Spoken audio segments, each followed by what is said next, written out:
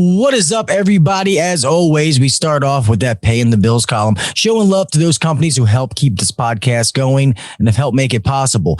Guys, our friends over at Yellow Jacket have a new product coming out. It's their new alloyed ratchet tubing bender kits.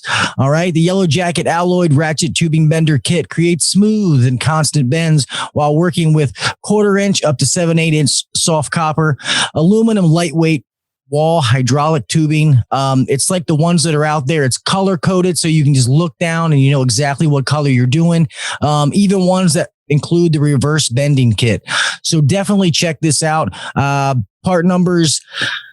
Let's see, UPC 63325, 63331, and 63342.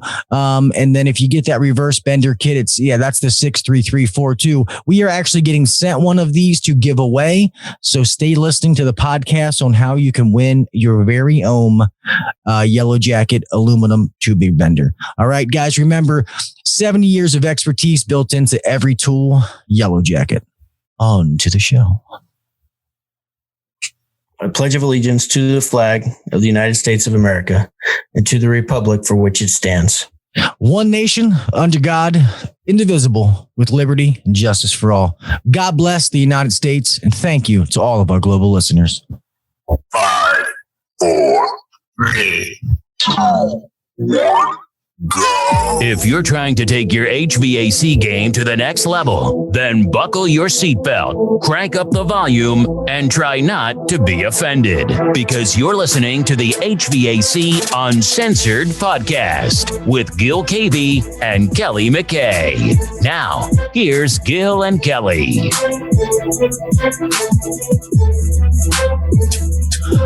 What is up, everybody? Welcome back to the HVAC Uncensored podcast, season 2, episode 3. I'm your host, Gil Cavey Jr., sitting alongside my buddy, old pal, Mr. Kelly Mother effing McKay. What's up, my friend? What's going on, Gil? Same old Shiza. Pretty happy tonight. We have a show favorite who has been here quite a few times, some live streams, back with us, and it's always a fun time whenever he's here, man. Yeah, absolutely. Glad to have him back. He's the creator and owner of HVAC Greatness. We call him Uncle Pete. And you guys know him as Mr. Pete Ramsey. Welcome to the show, Pete. Yeah, I appreciate that. I get a crack at it. I think of Uncle Joe, and that's a true compliment. Joe Crasaris, he's the man. He's such a good example for the industry, you know. He is. I always, he's on my friends list on Facebook, and he's always typing some really, eye-opening, get your gears clicking, kind of posts. So he's great. Yeah. He definitely does.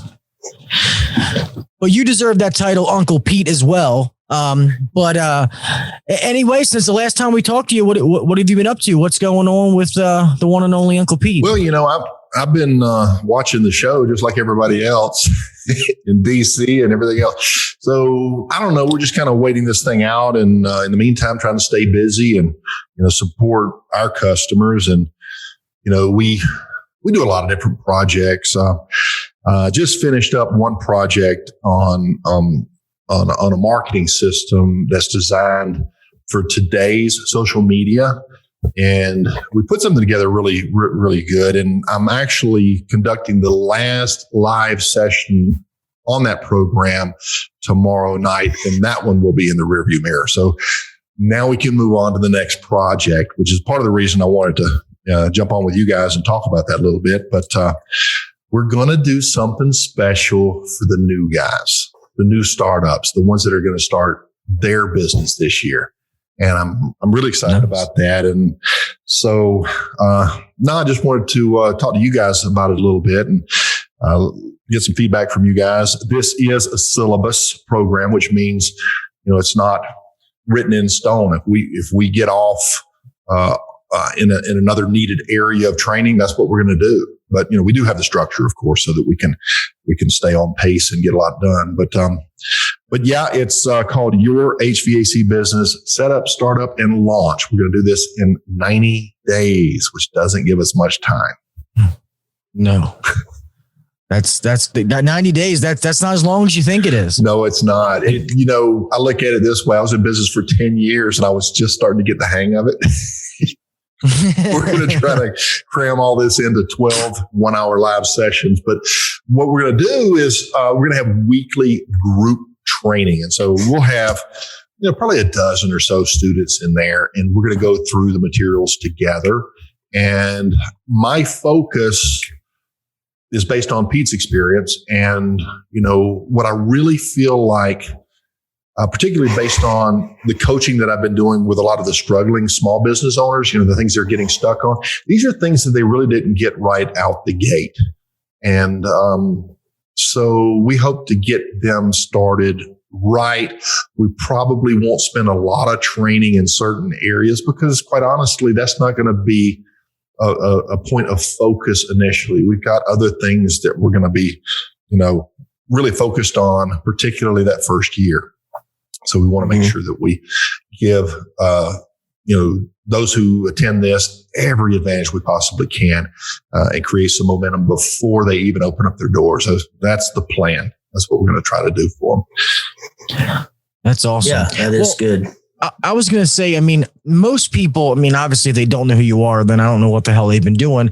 But just for the people, say it's the first time they're tuning in, just give them just a brief of your background of exactly of like what all that we know you were a business owner for a long time, but what you do now as far as helping business owners. Well, it all started back in 1982, U.S. Army Corps of Engineers. I did study to be a service technician through that organization, military, and went out in the civilian world, was a service technician, worked my way up through there. I started teaching night school in the trade school. I taught the basics, basic electricity, code book, and things like that.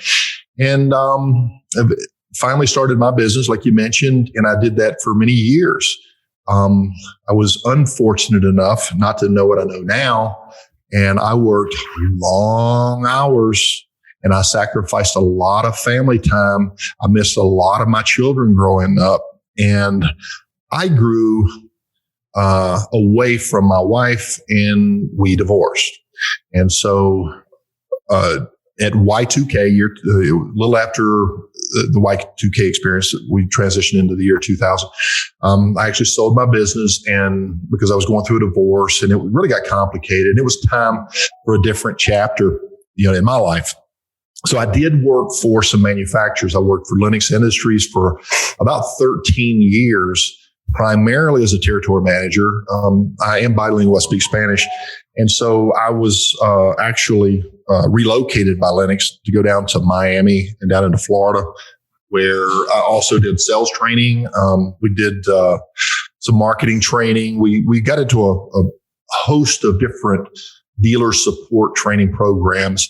And finally, I decided to go ahead and come over and be a coach, a business coach, specifically for HVAC contractors, a consultant, and a trainer. Now, the one thing, Gil, now that you asked this, I'm glad you did, that I really, really, really try to do differently is I focus on the little guys. And the problem with that is, most people that coach like I do, they want the big companies because there's big money and they can charge thousands of dollars. And that's fine. I'm not looking to compete in that market, but those aren't the ones that really need it. When I started my business, I was darn lucky to make it. If you look at everything I was going up against, I really should have failed. And most people who start with no education on business like I did. I knew the trade. I was really good at my craft, but to run a business, my accounting system was literally 2 shoe boxes. In one box, I dropped in all my receipts from stuff I purchased. In the other box, I dropped in all of my copies of my invoice from where I collected money. And I would take that to the accountant, and they would have to sort through that stuff and do my books, which was finally, I got some basic training in there, and we continued to progress. But, that was real money that was lost back then, and I'll never get back. And there was real progress that should have been made that I never made because nobody was there to show me how. And, I reached out, I tried to get him. So my passion is for the little guy. There's a really special place in my heart for those, dads out there, husbands and dads, it could be wives and moms, but those parents out there that are running out there, they're sacrificing all of those hours and they're missing the very reason that we get up and do this stuff. They're missing their family time. And so if I can do nothing else, if I can, help some of these young business owners, take that burden off and get control of this monster so that they can go home and have dinner with their family too. The first time I ever snapped, it was over this. I had charged the company overtime to drive all the way down to South Carolina. It was a restaurant. I took care of his repair, got the invoice. He's looking at it and he says, "You mean you're going to charge me from driving all the way up from Gastonia, North Carolina down to here and then back as well?" And I just snapped. I said, "Right back there." This is pretty bad. I said, "Right back there is an 8-year-old boy that's missing his daddy." I said, "You damn straight, I'm going to charge you for that. You're going to pay every day." I was just so mad. And the guy just starts backpedaling, but it had built up so much that, I was giving away daddy's time, sometimes we have to do that. Okay. There's a measure of that is necessary, but when it becomes your lifestyle, the way you run your business, it's time to step back and sober up. You don't get those years back. My son's 30 now. Nope. And, we were talking about before the recording, some of those things that I missed from him, and not being able to take him fishing, not being able to take him hunting, not being able to take him out and do some of these things, and, you don't get that time back. So that's my passion. That's my motivation. You got to have a reason other than money. You got to have a reason to do this stuff. And I don't have big aspirations anyway. I'm very content where I'm at in life. So making a difference, there's a personal sense of satisfaction that comes from that. We all have to eat. Don't get me wrong. We have to charge, but I think we can do it in a way that we can make a better impact if we just stop and assess the situation, analyze what we're looking at, and create a strategy based on doing the right thing for the right reasons. That's awesome. And I'm going to let you go, Kel. I just want to say this because my mind, I'll forget. Obviously, me and Kelly know that the man you are, but what you just say there just speaks on who you are, Pete, because the fact that you don't have to go after the big companies to make the most money and helping the little guy. Yeah, maybe it's not the most profitable, but it's the most rewarding, and it's probably the best for the industry that we can get a bunch of small business owners out there during the hardest time to be successful. So many people aspire to do it, but so many of them fail because they don't know. So when somebody's out there helping those little guys, I think that's amazing. I mean, obviously we try to do that, not on the scale that you're going to do it. But I just think that's awesome. And like I said, it says a lot about you. I appreciate that. But it's not just about not having the right information. A lot of it, really, I mean, we do what we have to do. I know Kelly, he's out there, he's supporting dealers as well while he's running his business. He's putting together programs, and I know you do as well. And, that's all important. We all have to do our part. There's not enough of us to go around. There just isn't. But there's a problem. There's a problem in the dealer mindset as well. There's a problem in the young HVAC contractors' mindset, attitude, work ethic, and everything that it takes to be a successful entrepreneur. And so, this program that we're doing is 90 days. It's 12 1 week, sessions, 1 hour live sessions. And part of what, I decided to make this as a key element was, we're going to talk about demographic research so that you set up your market. You set up your business in the right market. We'll talk about pricing and your website, your business page, the service call process, setting up your processes, your services, your products, all the different things that you're going to offer. Google My Business, Google all the stuff that you have to do. We'll talk about that stuff, but quite honestly, they can get that information from just about anywhere, a lot of it, and they should. There's other classes that I'm going to encourage people that take my class to go take, others as well. But what I want to focus on this is, what is the entrepreneur mindset? What does that take? And I'm not talking about the millionaire mindset. I hate that expression. I think we talked about that last time. What kind of a person do you have to be ego wise in order to acquire that type of wealth? It could be a good thing. It could be a bad thing. It just depends on where you're coming from. But the entrepreneur mindset, it does require a certain motivation, but mostly I want to see a transition in work ethic, because when you shift from being an employee and all of a sudden you're an employer, it's a different game. Now if you don't get it done, you don't eat. Talk about motivation, going home and seeing those little children looking up at you, daddy, what's for dinner? I know Kelly and I, you remind me so much of myself, a younger version, obviously. You know exactly what I'm talking about, because you spend so much time on this personal development. I admire that so much about you. But how do you take this type of a mindset and you get it into somebody else's head who really wants to just go take a course and you do all the work for them, and now I can start my business and now I'm going to make all this money? It don't work that way. What does it take? What transition what do we have to make? And so what we're going to attempt to do, or we're going to do it. Not everybody's going to make it, unfortunately. I love the philosophy of, leave no man behind, but I'm not going to hold the whole group back because somebody won't do their work. Right. We're going to set things in motion. We'll do it gradually. We won't beat them up on the first week, but we're gradually going to bring in a new set of habits.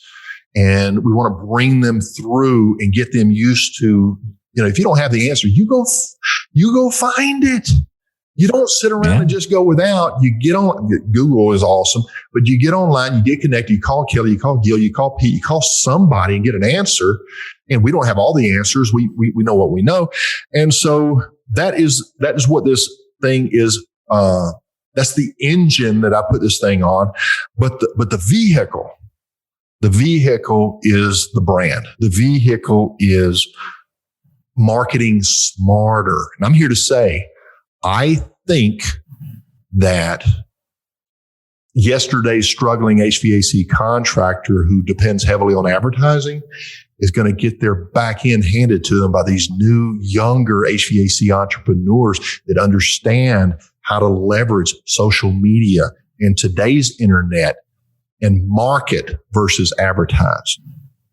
And I think that's where it's going. And so we built a program. The program I just finished up, and I mentioned that at the beginning, I'm including as a free bonus as part of this, because the next 3 months, what we hope to achieve, what we're going to achieve, is we're going to build a digital asset for them in which they already have a customer base, or I should say a prospective customer base that is warm. And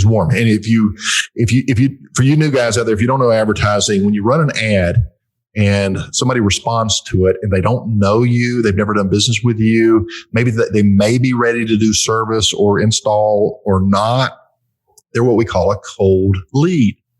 They're not obligated to do anything. And so it takes a lot of energy for us and a lot of skills for us to convert that lead over to a customer, to a sale. But if you have a warm lead, if you have individuals who already know who you are, they already respect your knowledge and insights, and perhaps they are ready to have the work done. Now we're in a warm lead and sometimes a hot lead. And those are the kind of things that we're working towards. And we have put together, nobody's done this. I've got 13 companies, HVAC contractors, who have launched the pilot program. And those who have applied themselves are already getting good work. And we're not even in the season yet. They've only been doing this for a few weeks. So we know that we can take this element and piggyback it on getting through these 90 days, do this in tandem. And when they open their doors, come April or May, whenever they decide to make that leap, they're at least going to have something other than American Home Shield working at wholesale. They can actually have a retail customer and charge their full rates. and hit the season with a bang. So we'll do that. And basically the HVAC greatness or the HVAC X factor is all about that brand, that perception. We're engineering perception. We're reverse engineering so that when you go out there, they literally, let me give you an example. When I worked for Lennox and I was a territory manager, this was a weird dynamic. And this is when I learned this lesson. I was respected, for Pete, but a lot of people didn't really know Pete, but I was respected because I worked for Lennox. Well, when I left, I was looking around there for a while. I worked for Goodman for a while. And when Pete, the Goodman territory manager, came up, those very same customers, many of them, they disrespected me. They didn't show me the same respect. Because where I thought it was me, a huge part of that was the company I represented. And so a lot of these younger technicians will work for these big companies and they're very successful. And when they step out on their own, all of a sudden they're struggling. So it's not just one facet. There's a lot to this. And so we want to reverse engineer those perceptions, give those customers the experience that exceeds expectations, creates a buzz, causes referrals, gets the reputation out there. And we can only do that if we understand who we are, what our values are, what our customer avatar's values are, and align our activities to trigger those to create that experience. If you really want to have a good reputation in the market, you can do it the old school way and just go in there and figure it out as you go. Or we can pull back, do a deep dive assessment, and come out the other end and say, this is who I am. And these are the qualities of who I am naturally that my very best customers love. And so now I include these in my processes. And so it sounds a little bit more complicated than it is, but essentially creating a brand is much more than putting a wrap on your truck. Yeah, I agree. Mm-hmm. Yeah, it absolutely is. So that's the strategy. So we've got a process to go through this. I've got a ton of training that's already been pre-recorded. We've got a lot of work to do this. So essentially what we're going to do is we'll take the young service technician or installer or ex-comfort advisor, and we'll talk about licensing and insurance. We're going to talk about all the things that they need to have, but we also want to talk about how do we create something so that when you actually enter into the market, you are looked at through eyes of respect, admiration, through the eyes of, okay, this is a legitimate company. And I think that the mistake that we've all made this, we think because the customer's smiling at us and the customers nodding their head, they're so friendly to us. Oh, my customers love me. I'm here to tell you, they're friendly to you because you have them at a disadvantage in many cases.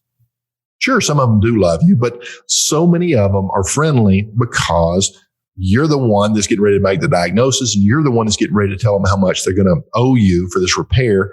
And so people are cordial because it's in their best interest. And maybe that's just in their general nature. And when you leave, they may change their position. Man, I'm glad he's gone. Or we don't know. Yeah. We don't know. But if you want a genuine connection, then you have to approach business differently.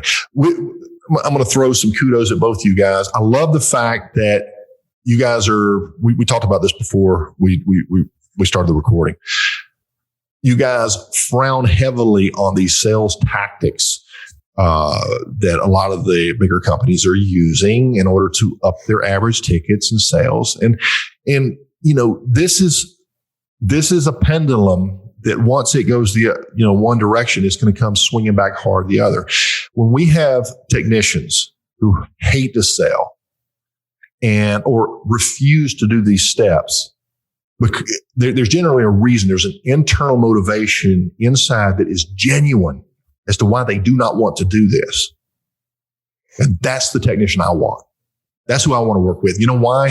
Because this is somebody that if you teach them a process like what we use, which we call the consultative service call, it is a much more thorough service call. The technician can stick his chest out and say, I did a really good diagnosis, and the tools are there to communicate it with the homeowner in a way that they understand, not just a bunch of widgets and gadgets that are broken. You need to fix these and it's $800, but something that is genuinely observed and needed by a professional. And the assessment lays everything out in such a way that they get it. It's easy to communicate it. And the average ticket will naturally go up. Yeah, that's what I was going to say. It'll naturally go up because that's just a high level of service. I mean, the better service you provide, the more. I don't remember. It's very rare that you go into a house that there is nothing wrong. Yep. I mean, nothing. How often does that happen? I mean, be honest. It doesn't. It doesn't. No. And let's face it, the majority of them, there are a multitude of things that are wrong because it is out of sight, out of mind most of the time. You do have a few proactive homeowners that actually do purchase maintenance agreements and maybe they've had to replace the system before. So they understand, they learned the importance of maintaining this thing. But the majority of homeowners do not feel that way. I don't feel, because it's out of sight, out of mind. They might change their filters once in a while. I have to agree 100%, Pete. It's the consultative, like, you're the consultant, you're the professional. And Gil and I, we've talked about this extensively on different podcasts where we like, this is how we operate. Yeah. 100%. Yeah. Because it's the only way to operate. Exactly. So what we've done is, I actually use, a one of a kind. No, this is not out publicly circulated at all. Mm-hmm. Only the people I've worked with, an assessment document. And it's just a single page where the service technician, by the way, we have to support a service technician if they're going to do a professional consultation with the right tools and training to deliver this assessment. Okay. So how do you know what the duct system is like if maybe you don't even have a manometer, you don't know how to check static pressure, what I'm saying? Or how do you know if the quality of the air has any contaminants in there if we don't have something to measure the quality of the air and actually yield tangible, readable results in a way that the consumer can look at it and say, ooh, red is bad and green is good, and I'm in the yellow. What should I do? Right? So, and there's plenty of tools out there. But most of us, particularly us, the younger business owners, they can't go out and afford these really expensive tools that they can deliver these results. But we can utilize something like our assessment process that will allow them to do it on their budget. And ultimately, listen, if you can't afford the CPS, for example, IQ monitor, Amazon sells some for a couple $100 so that you can at least have something that you can check for really extreme situations, because most people's indoor air quality just stinks, and we know that. But that's only one area. What about code violations? What about safety issues? Safety issues for the homeowner, safety issues for the equipment. You don't have a lightning surge protection device on that new furnace has got all that, integrated circuit board stuff in there, What about the home protection? We don't have an overflow flame drain protection. We got all that sheetrock up there, so there's different elements that if we have a process and we go through, and this is just part of our assessment, we lay it out and just, like Uncle Joe says, what would you like to do? Didn't he say something like that?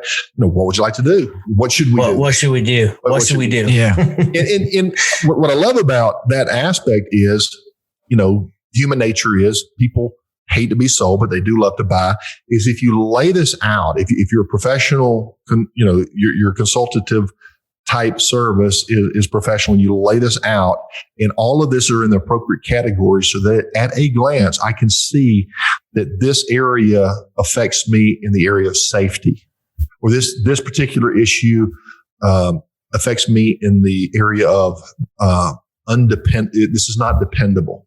I'm concerned. We have a concern of whether or not this is going to fail.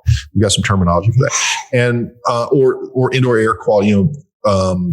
Indoor air quality in terms of a safe, clean environment for the home. So whatever that particular area is, when it's laid out, it's just really easy for the consumer to choose for themselves. This particular area over here, this concerns me. I have little children, right? But what you don't want to hear is what I heard one time. I'll never forget this. Is going out there after finishing the call, rushing on and going to another call, only to be called back 2 days later, and it was something different. It was just coincidence, but that customer was certain. Looked me right in the eye and said, "Pete, why didn't you take a few minutes while you were here and look around?" No, you fixed it and ran, and then something else breaks. If you would have taken a couple of minutes, I wouldn't be in this situation. And to be honest, he was incorrect in that case, but he could have been correct because it could have been something that maybe I could have seen. This particular second failure was totally unrelated. It was electrical. I couldn't see inside. I didn't have X-ray vision. I couldn't see that the relay was getting ready to go bad. But in his mind, the customer's perception, which by the way is everything, he was wrong. And so the reviews that we're starting to see on people that utilize this are things like George. George is one of the guys that I work really closely with. And I actually, he's older than I am. I lean on him for his wisdom as well. His review said something like this. The customer said, "I've had bigger companies out here. I've had smaller companies out here, but I've never had a company this thorough. I would recommend them to this company to everybody."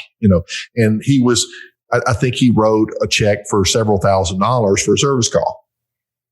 But buddy, when George's company left, it was right. Right. Everything was addressed. Yeah. And that's how we want to be. And that's how I've always been when I say at the end of every podcast to do what the next guy's not doing.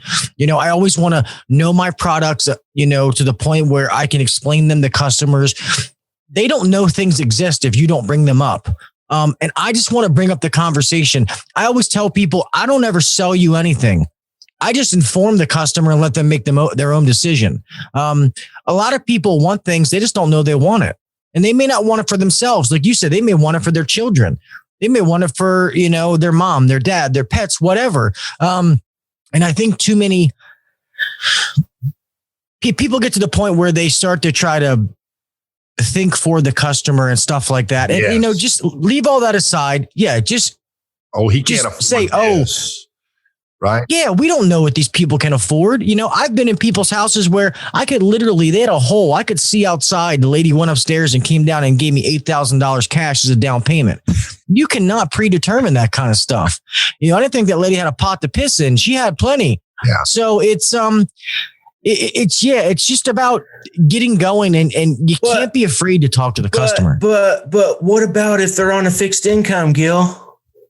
What about I could tell you, and this is what goes through technicians' minds. I can tell you because we actually had some technicians come in from another company and we did like a little training with them, local technicians that Rick works with.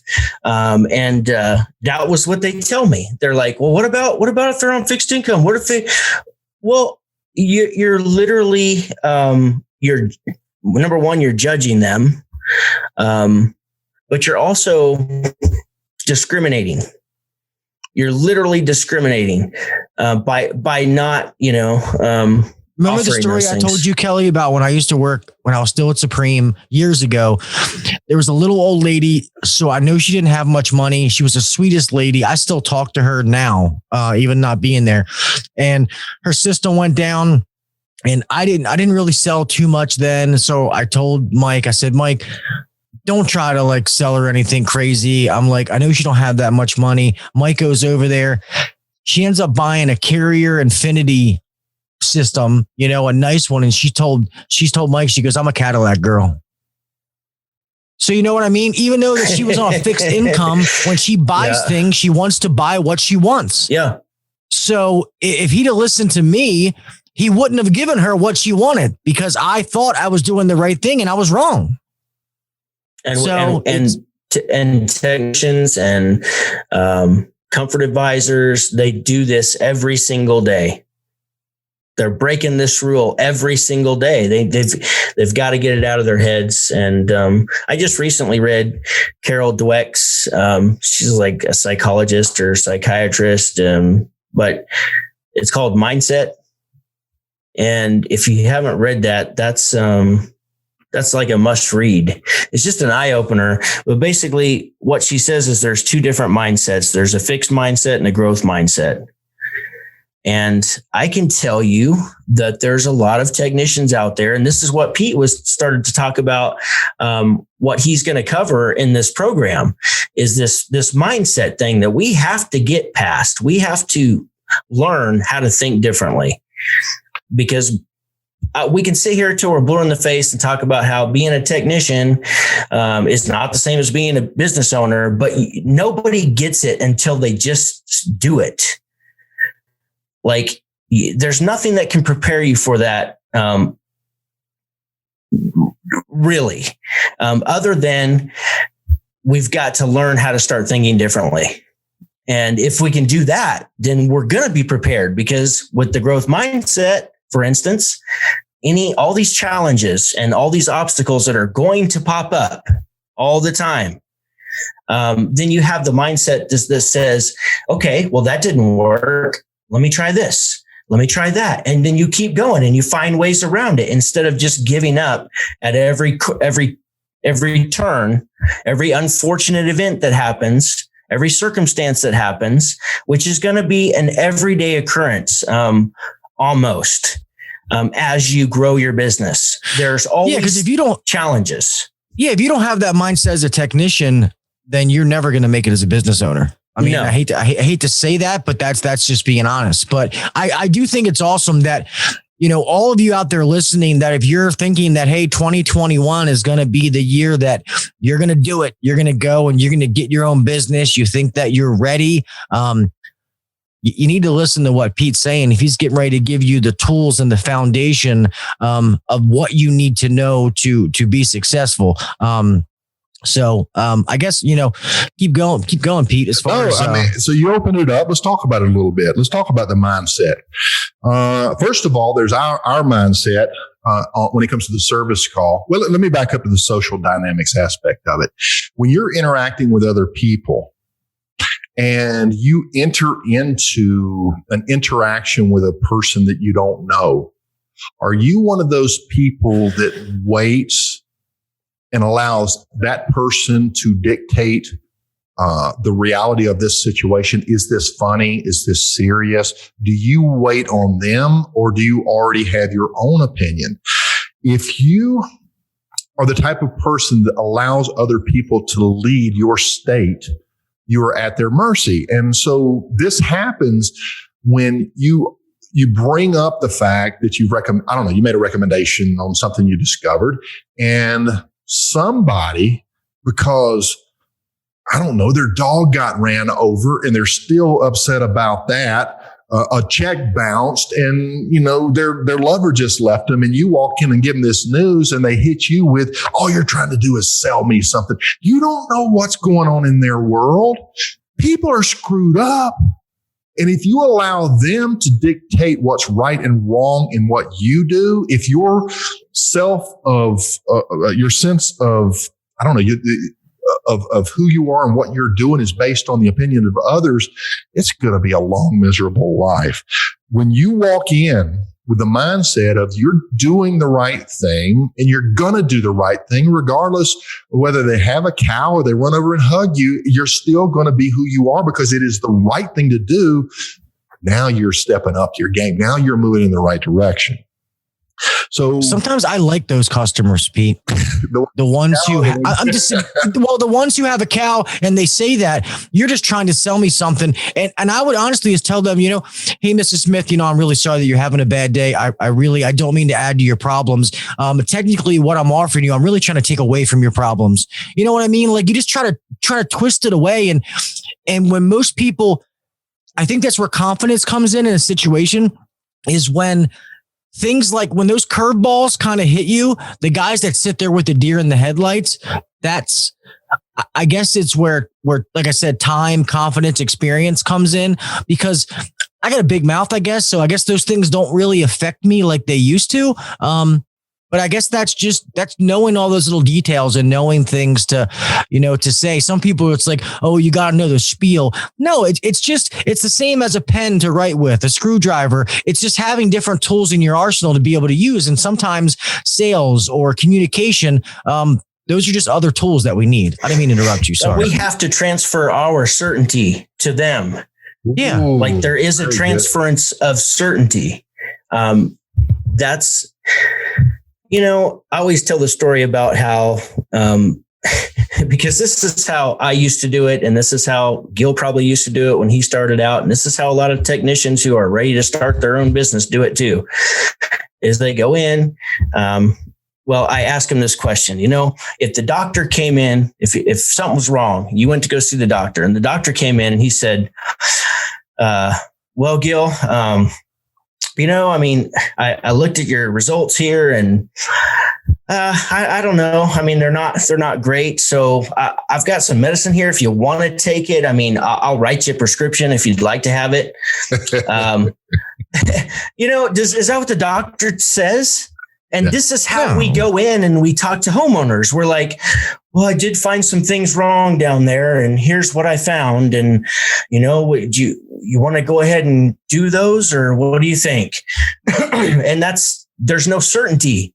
When the doctor comes in and he's ready to give you a diagnosis or prescribe you some medication, he is certain and he transfers that certainty by being assertive and being direct with his conversation towards you. And that's how we should be with our customers. It's not rude. It's not negative. It's not, and that's in my opinion. I can see Pete's wheels clicking here. What I'm saying, but what I mean by that is we have to, when we know what's wrong and we have a list, then we have to be certain in the way we talk to that list. Like I found this and this and this. The reason we need to do this is because blah, blah, blah. Or hopefully you've already brought them to the system and you've already explained why we need to do these things. And don't be afraid to do your job. Yes. Don't be afraid to do your job. So these, we're going to do those. I also have a couple other things here. Would you like to do those as well? Just pick whatever you'd like to do. I'd be happy to do any of them. However, if something has to be done, they just don't get a choice on whether that, if it has to be done to bring it up to code or to make it safe, or I would even go as far as to make it reliable. I know that's, I know that there's if it's got an extremely filthy blower wheel, like you can't force them to clean that blower assembly, but it does need to be done. Like for the good of the system, it needs to be done. So we've just started not really giving them a choice on those things. Yeah. Well, sometimes you just make your point. Yeah. Why it needs to be done. And if you're correct, if they don't do it, you will prove yourself correct. Exactly. That's what's going to happen. Hey, and things are going to go wrong. Yes. You're going to prove yourself correct. So you still need to say it, whether you think they're going to do it, they're not going to do it. If the list is 10 pages long, that's fine. If you're legitimate in what you're doing, you will prove yourself correct. It happens every time. And how can you not feel good about that? You're doing the right thing for that system. And you're thorough. And like the customer just said. So the reason I was sitting there with that puzzled look on my face, Kelly, I was trying to think of the word. You were talking about, in sales, it's called a transfer of enthusiasm. In this particular instance, it's a transfer of confidence. And when you beat around you could do this or you can do that, you're not really showing a solid position on the situation. But when you speak directly to people, the word is candor. Is candor, and they're on the one end, there's being a jerk, and just shooting straight at somebody and telling them really too harshly. On the other hand, it's being too soft, right? But in the middle is candor, and candor is, like you just said, Mrs. Jones, I'm sorry you're having a bad day, but that doesn't change the fact that we have this situation here. What are we going to do? Right? And so I remember, my sister used to run my office, and we got in arguments, and I fired her a time or two. But anyway, she went to work for one of the largest companies there in the big city there, just outside of our working area. Big business today, major success today. But she ran their office there for a while, and then she was talking about experience with certain service techs, and there was a service technician, and he was direct. Well, I'm sorry, man, but this is what you've got, and he would just tell them like it was. And they were so worried that he was going to make everybody mad, but the customers loved that about him and wanted him back. They didn't want Mr. Softy. They didn't want Mr. Salesy. They wanted somebody that's just going to tell them like it is and just shoot them straight. Yeah. Tell me. So that's part of that mindset in being who you are and not waiting for others to tell you what that should be. And just remember this, a person's reaction is an emotional state in this particular 5 seconds based on where their head is, what everything that's going on, everything else. You come back tomorrow and have the same conversation, they're a totally different person. You can't allow other people's negative responses to determine, how you behave. As a professional, look, you're an expert. You know what you're doing most of the time, and none of us know it all. But we're a sight better than they are. They called us out, so we know we get to practice every day, just like a doctor, right? So we're getting better, and so we lay the position out, and so we should be confident that we've done our best, and here we are.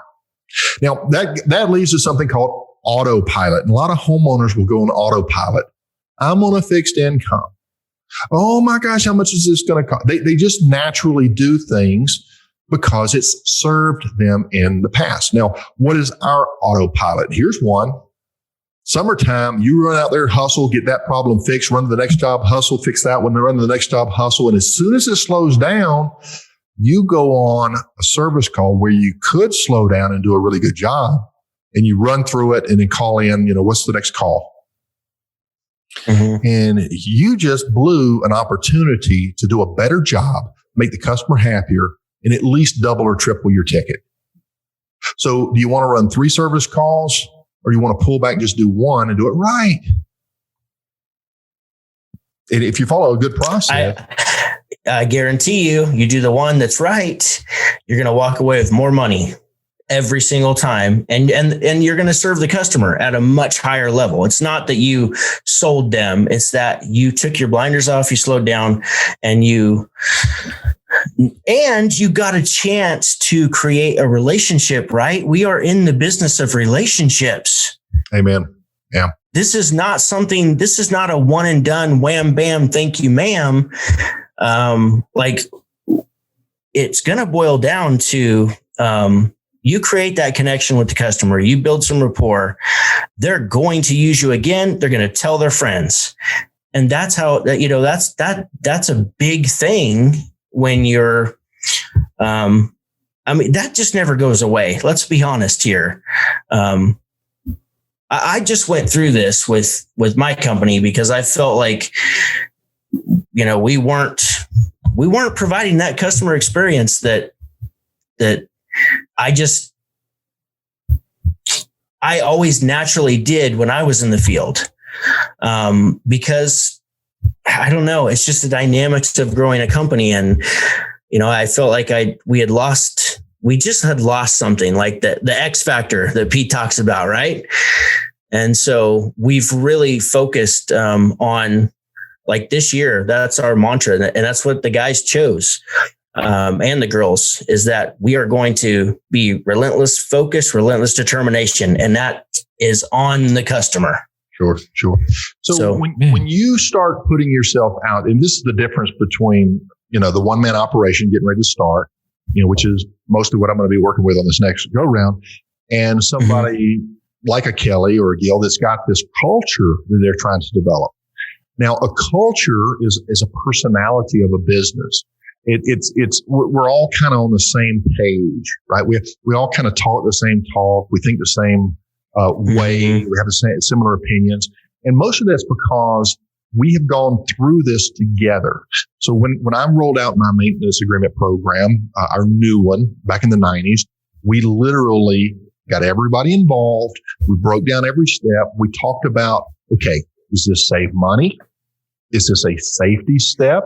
Does this improve efficiency? Does this restore capacity? Or is it just good customer service? Well, how does this affect? And so we started putting dollar amounts in there and everybody got involved.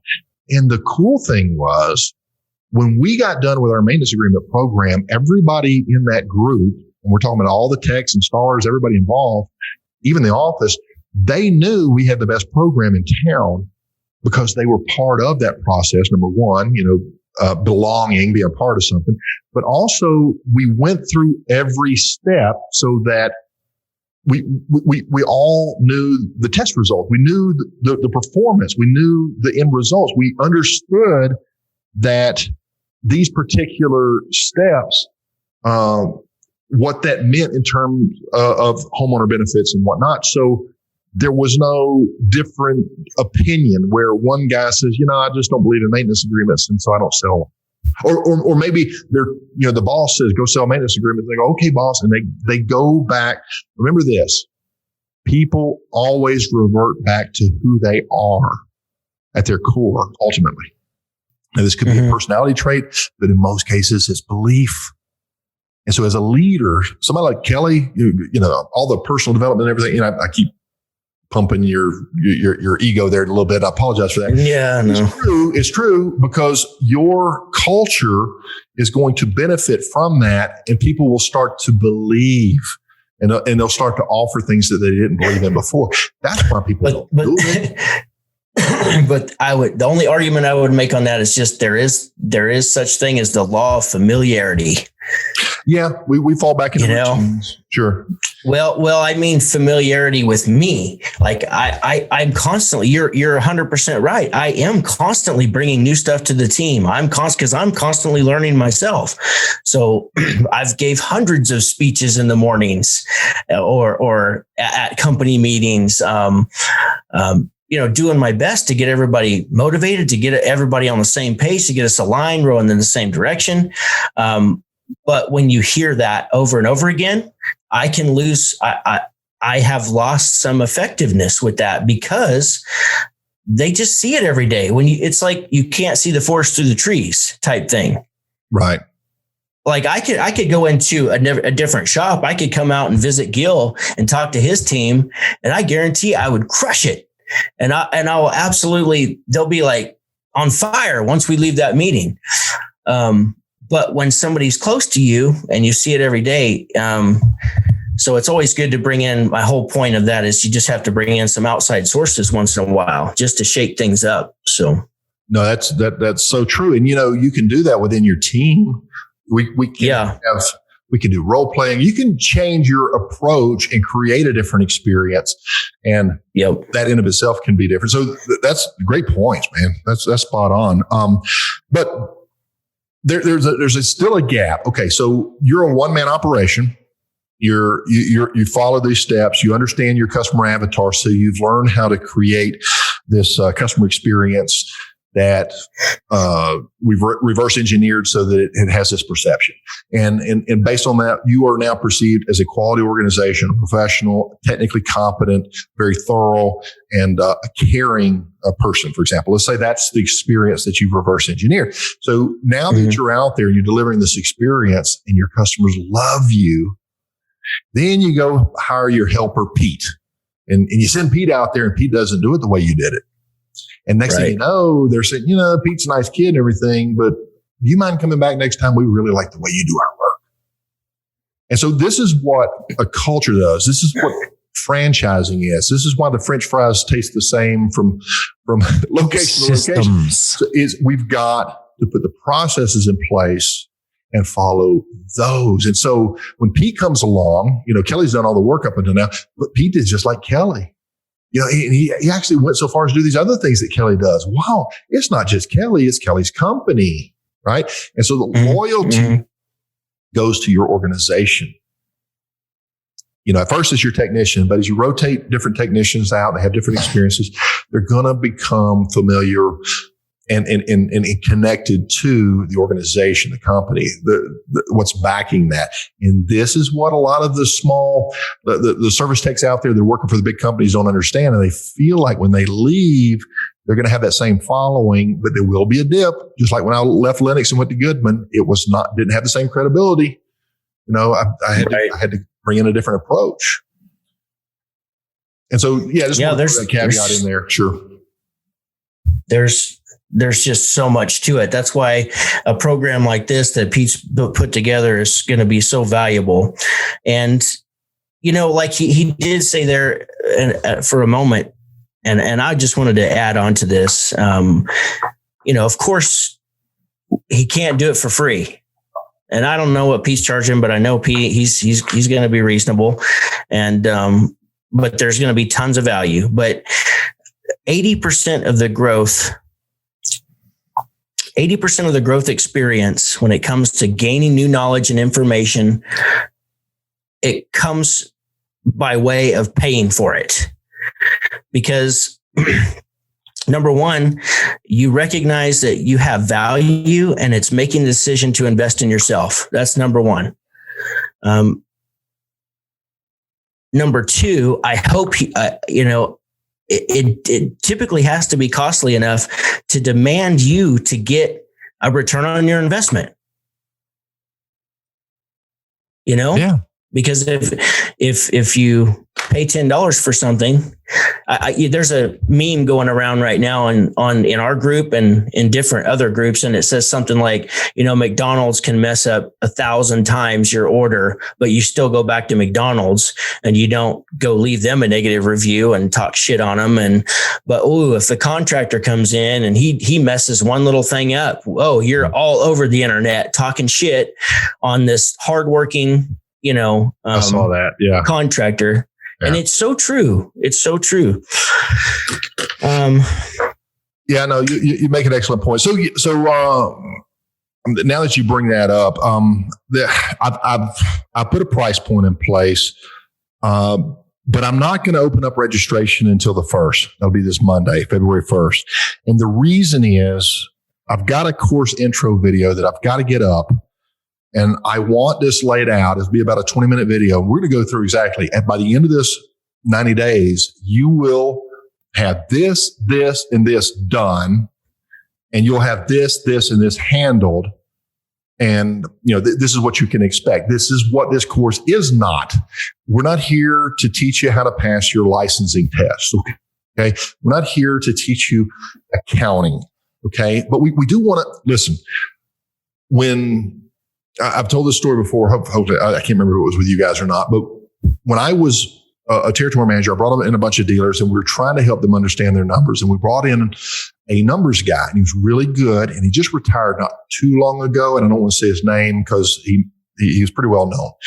And so he had some basic spreadsheets in there, and he got all the guys who fired up, and they started realizing I'm not charging enough. And so all they were given was a single insight. I need to charge more. Now, they weren't given any other tools to overcome the potential challenges that would come when you raise your price. And so what happened? They raised their prices. They started losing work left and right. I remember Conrad, that's his real name, calling me up and say, Pete, I got to raise my prices. I can't sell any work. Guess what? His process, his sales, the value that he was triggering was the low price. He hadn't handled the sales process yet. He didn't know how to build value yet. Mm-hmm. And so value building is more than just saying the right thing at the right time. It's walking that walk and talking that talk. Let me go out the truck and get the part, and I'll get her up and running for you. You can give me $600 is is nothing compared to let me check my service vehicles inventory, see if we can find the proper replacement component and get your system up and running properly today for $600. So building value is multifaceted and everything else. But, the point being, we can't just have that one element. There's not a one-liner like picking up chicks or something. If you say this, she'll just fall in your arms. It doesn't work that way. She's going to look at your shoes, right, your wristwatch, the way your clothes hang, your hygiene. She's going to listen to the tonality of your voice. Is he confident? Consumers aren't that much different. They're listening for these things as well. Especially the female consumers, they're looking at you and they can read guys better than we can know ourselves. So they'll know if we're confident. So the confidence comes through successes. What were we going to say, Kelly? Real quick, I just want to add to that 55% of all communication is your physiology. Ooh. The way you hold yourself, the way you carry yourself, I mean, it's basically physiology is like your posture, your gestures, your eye contact, facial expression, the way you're breathing, the proximity, how close are you standing to them, your touch. And then we've got 38% of communication is voice cues, which is your tonality, tempo, volume, inflection. And then you've got 7% of communication is your actual words. So right. Just wanted to add to that because I have I have my notes sitting right here from. So I'm like, ooh. I had a customer tell me that one time that I was the last one to give a bid, and he went with me at the end. And I asked him, I said, "Sir, can I ask you?" I said, "What made you go with me? What did I do?" And he's like, to be honest, he was like, you guys were all, good as far as you knew your information. He's like, your prices were all about the same. He's like, but I can always tell when to me, he's like, when a man's getting ready to bullshit me, he's like, when he's looking me in the eye and then I see him look down and he looks up and he's like, one thing I can say to you, Gil, he's like, we talked for 35 minutes. He's like, I started to wonder if you even blink sometimes, goddammit. He's like, cause you looked me in the eye the whole time as you were telling me, I could feel your passion come across the table. So I don't know why it's always think something like eye contact is important. Like most people, a man's not going to look you in your eye and lie to you. No. You know what I mean? He's going to look down. He's going to look over you. You know what I mean? He's not going to look you in the eye and do it. So, and some of us are shy. We don't like eye contact. And there's little tricks like, let me see if I can count how many times this guy blinks when I talk to him. Right. And so you're making eye contact and you're really focusing on how many times he's going to blink. But the interpretation is, wow, he's confident. So there's things that we can do to get around that. But the best thing we can do, listen, I heard an example this way. The guy was talking about building a website on stuffed iguanas. And he says, you can SEO that and you can market this and you can do that. But Google's really looking for the best website. So if you really want to come up at the top of Google, then why not create a website that really is all about stuffed iguanas? We have the history of stuffed iguanas and we have these different variations. We have the different subsets of those and we have all these blogs and everything. So, you can come up with strategies to impersonate, the solid professional that you want to be perceived as, or you can just step up and be that type of a person, that type of a professional. And it's really not that hard. It's a matter of, going through the training, having a few successes, start to gain that confidence, finding mentors. Don't go out there and think you know everything because you had a few successes, because you know what comes after the big success. If you got to get that stability. Listen, I know guys, maybe you were guilty of this as well. You had this really great summer and you go out and you buy that new truck, the new 4x4 like I did. And then the slow period comes, but the payments keep coming. So we really have to take it in stride, not be too compulsive, but stay focused on the mission at hand, continue to build our brand, continue to build that customer perception. And my goal on my whole business stops when I'm in front of that customer. Now my only goal is I'm taking care of this person. So diagnosis, and I was talking about the assessment document. One of the things that is at the very top of our assessment, what we're diagnosing first is the customer. right? So many of us run right around and want to diagnose that equipment and everything else. But before you even go there, you got to diagnose the customer. And then they'll say stuff like, I don't know, you just listen to me. I didn't feel like I was a number and you're running to catch the next call. You literally repeated back what I said, or you wrote down what I said, or you know what I'm saying? And so diagnosing the customer is what gets you repeat business. Diagnosing the equipment just gets you paid. So I like that. You've got to have both. Sure. Speaking of that impulse, I lost my Jaguar over $136. Those bastards. A long time ago when I did that and they repossessed it. I owed like it was like $1,000. It was like $1,036 and something. And I paid $1,000 and they still came and took it over like $36. And I was like, you son of a bitches. Yeah. They're snakes. I never had this happen before. They repoed my BMW because I decided, well, I'll just finance part of it because I had the cash to pay for it. I think I financed like $5,000 or something for whatever.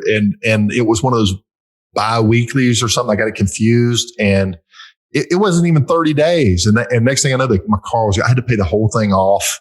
I was mad, but that's the way some of these people are play the game, but not you. Okay. Be the best in your area by being the best person, being honest, having integrity, doing a hard, a thorough job, working hard, being thorough. Ask the customer, does this look okay? Are you happy with this? Is there anything else we could do? Right? Be that type of a person and, charge for your service. Don't be apologetic because costs are costs. Everybody's got to make a living and you finish up that work and you go home and you spend the rest of the time with your family. Right? The rest of the calls can wait. I mean, sometimes they can't, and that's when we have to, make that temporary sacrifice. But when we build our organization, we want to build it around our family, not the other way around. Just my 2 cents on that. So yeah, you were asking about the price on that program. So, oh no, I wasn't asking you. I wasn't asking you the price.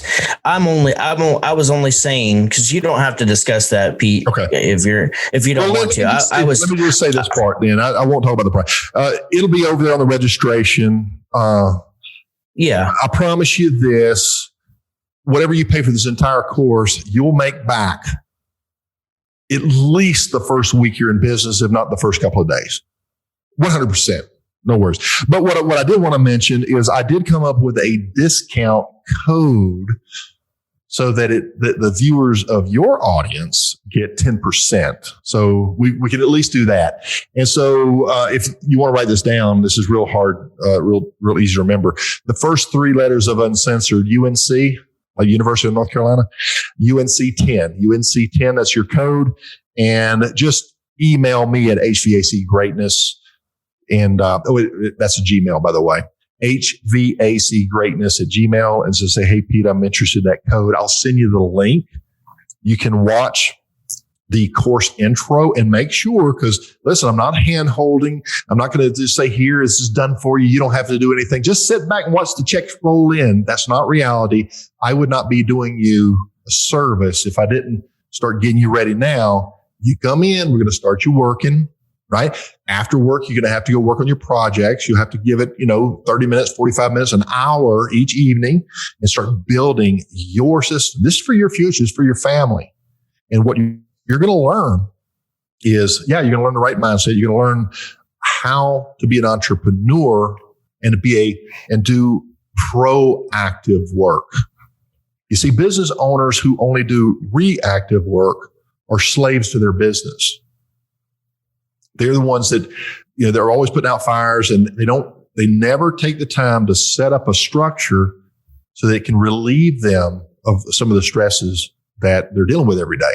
There are 7 key pillars to every business.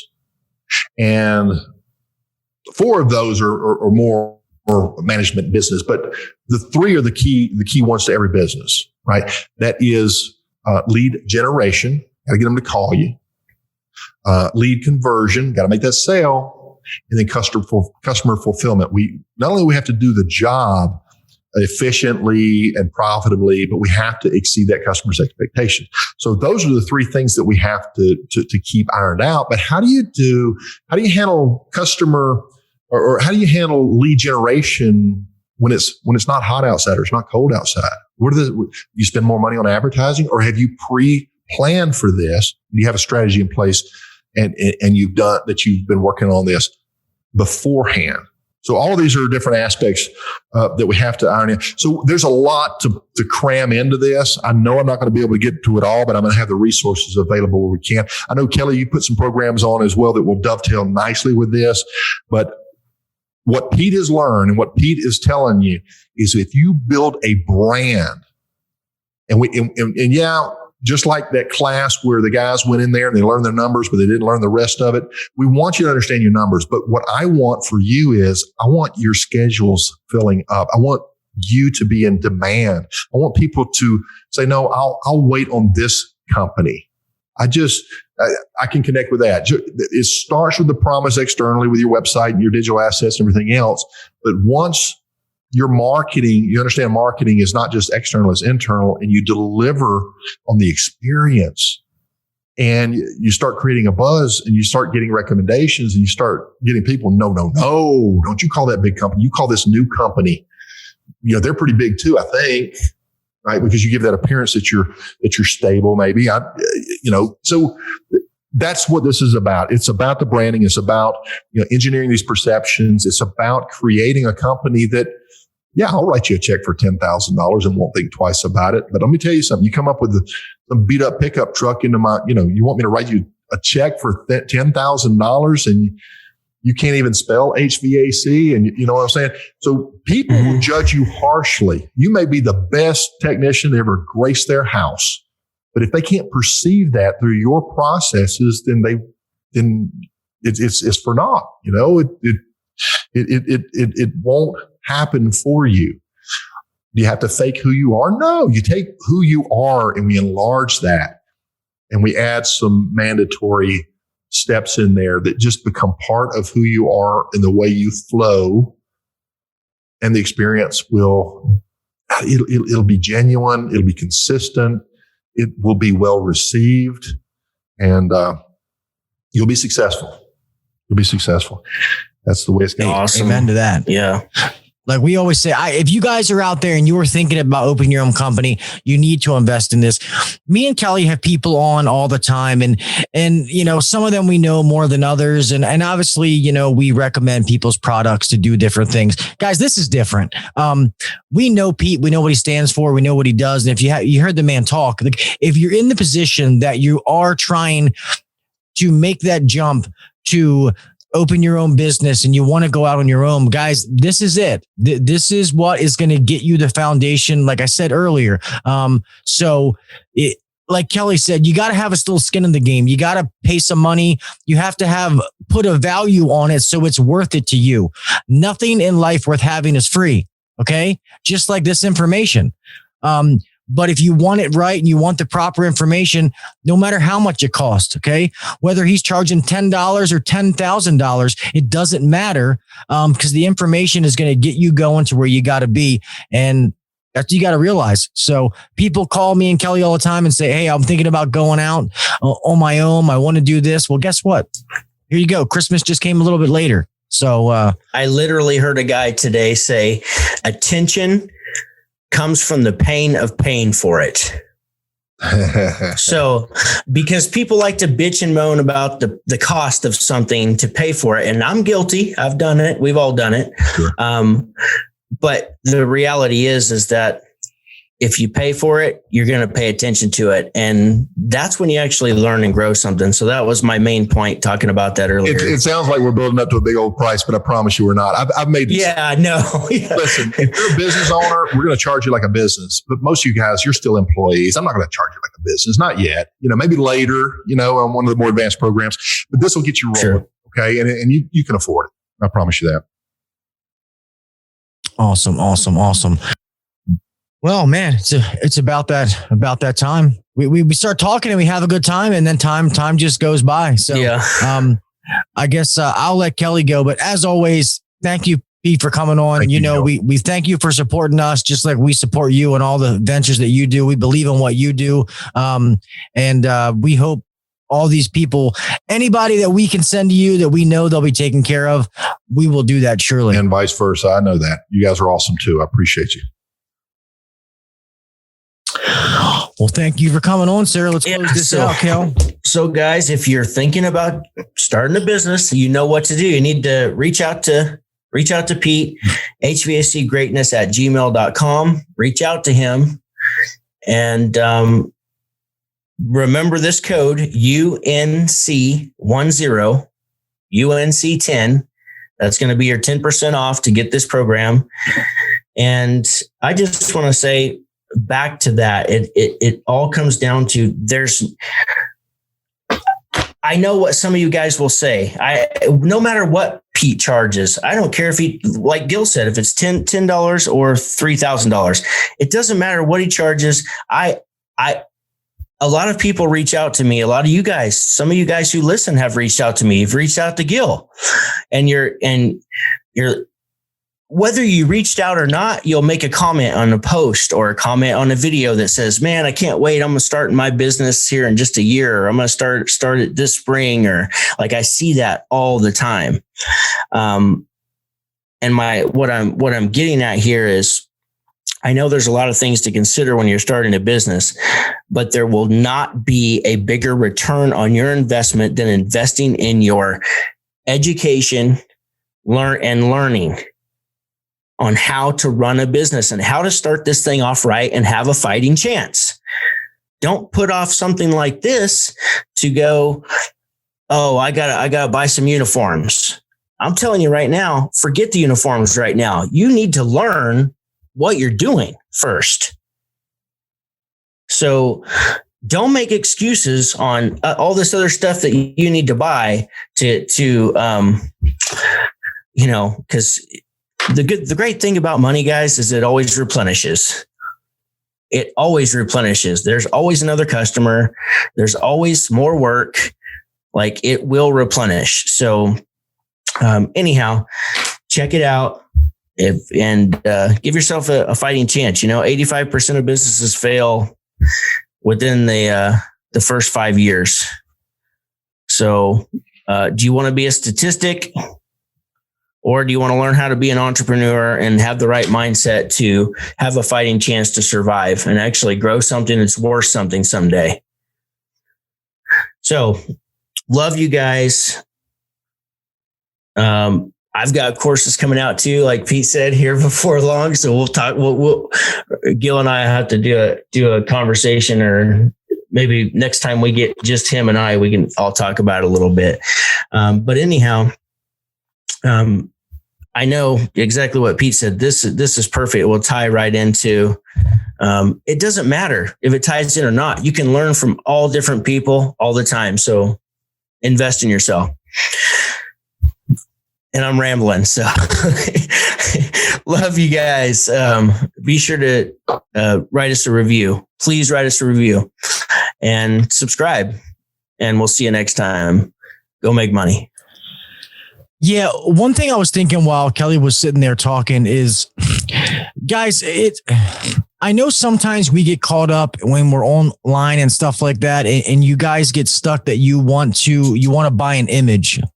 Just like, you see a pretty girl on TV and you're like, oh, I want a girlfriend like that. Or you see a guy with a fancy car and you go, I want to be that. Guys, there's a reason why me and Kelly always say, and we don't say this to brag, is we always talk more about our failures than we ever talk about our successes, is because we don't ever want to sell you an image, because everybody's image is going to be different. We want to sell you information, and then you take that information and you turn that into your success. Okay. So don't get caught up by bullshit that you see on social media.